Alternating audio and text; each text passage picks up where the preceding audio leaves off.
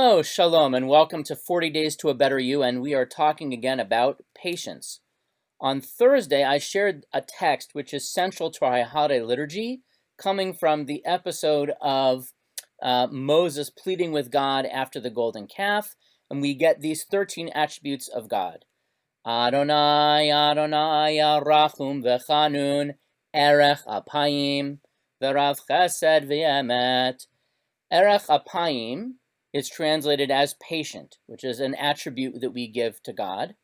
If you take apart that phrase, we saw a few weeks ago that af can mean a nose, or it can mean anger, and erech means long. So erech apayim could mean that you have a long nose, but we're not talking about Pinocchio. Erech apayim, since apayim is also anger, and erech means to stretch out, it means that God extends his anger. Now, normally you would want to do that. You would want to be done being angry sooner. But God is playing the long game.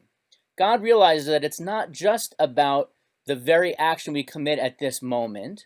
God wants to give us a chance to figure out on our own if we did something wrong. It's like that old game show, Who Wants to Be a Millionaire?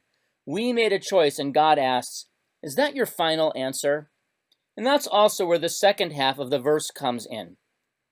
We hear, Notzer chesed la'alafim. God extends kindness to the 1000th generation.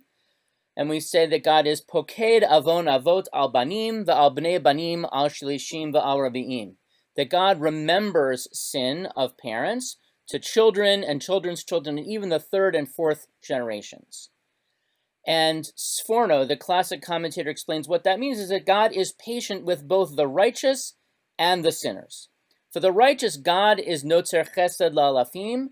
God doesn't use up all your credit at once. God continues to think of you kindly, even to 1,000 generations if you've done something good. God doesn't change gears right away. But conversely, poked avon avot al banim, that God remembers sins to children and grandchildren. That sounds like a bad thing. Why should I be punished for something my grandfather or great-grandfather did? I didn't even know those people. The answer is that God is so patient, God is willing to wait literally generations. It's not just that the father sinned, the children, the grandchildren. You have to be 4 generations into wrongdoing before God really gets his dander up. Now, we as human beings clearly don't have that kind of patience to wait 4 generations. But we can think about whether someone's action in this moment is really the end of the story, or if we're still in the middle. If we are willing to wait, if we are willing to be erech apayim, to hold on, will we see a different result? Will we see a different outcome than if we stopped the narrative right where we were? So as we come up on these high holidays, that's something that I would encourage us to do, to be erech apayim, to hold off, let things play out rather than jumping in. So we are just 7 days from Rosh Hashanah, and we are 17 days from a better you.